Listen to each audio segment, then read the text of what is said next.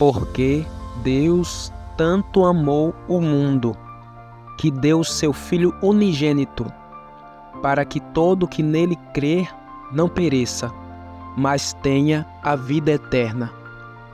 Pois Deus enviou o seu Filho ao mundo, não para condenar o mundo, mas para que este fosse salvo por meio dele.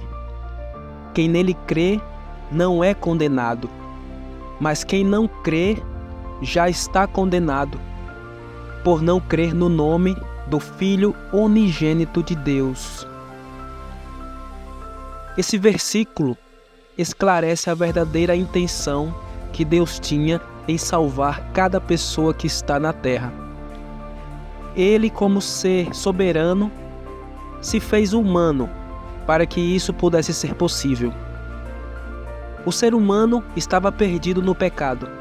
Ainda que ele tivesse posse de todos os bens mais caros do mundo, ou todo o dinheiro de maior valor, ele jamais conseguiria se salvar sozinho.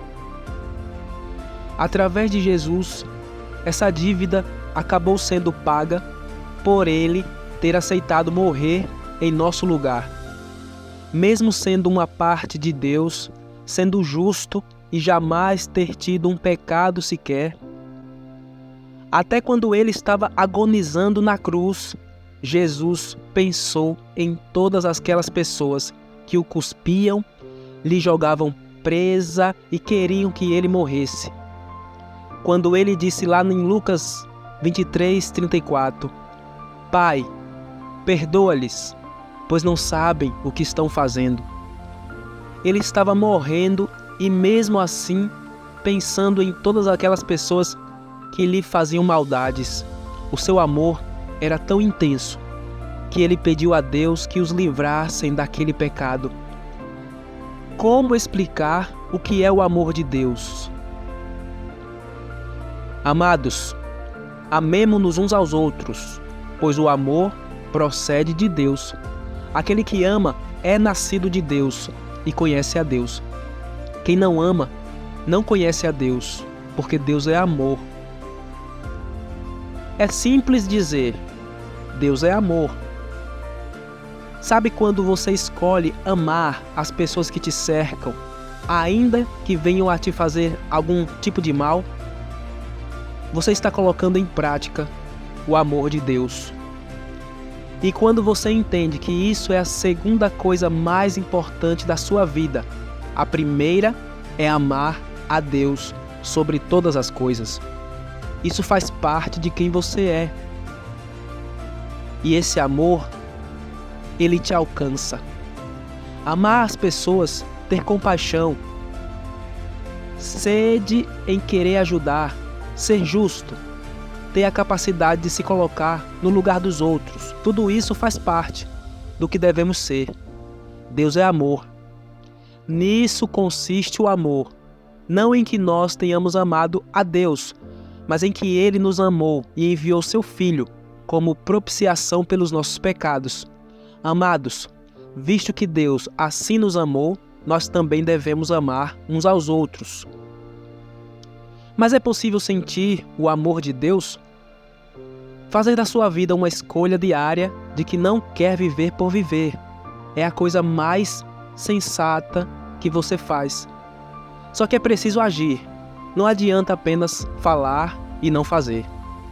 Sentir o amor de Deus é depositar todos os dias ações que possam refletir a sua disposição em querer que Ele esteja na sua vida e possa ter uma ligação direta como um pai que cuida do seu filho.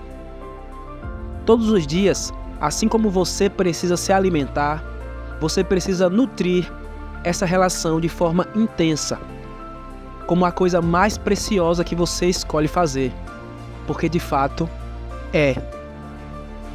Mas como sinto o amor de Deus? Primeiro ponto, aprenda a entender que você é um pecador. Como chegamos a falar aqui no vídeo, você não vence o mundo sozinho. Todos pecaram e carecem da glória de Deus.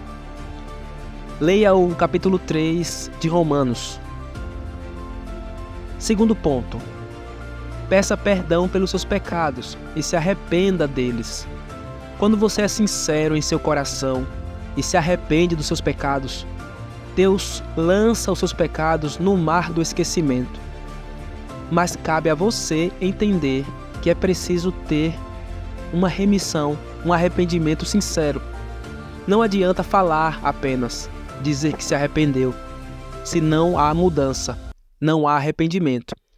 Se há mudança, é a prova de que o arrependimento foi sincero. Terceiro ponto: busque um relacionamento íntimo e constante com Deus. É preciso aceitar que você é dependente de Deus. É Ele quem te ajuda a esquecer os erros, suportar as dificuldades e avançar em todos os sentidos. Ele é pai, amigo, professor e, acima de tudo, quem mais te ama.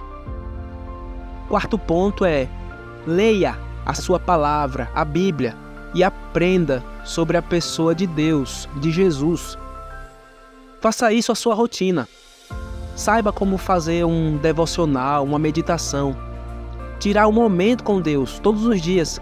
Leia a Bíblia, estude a Bíblia, cante hinos, cante louvores.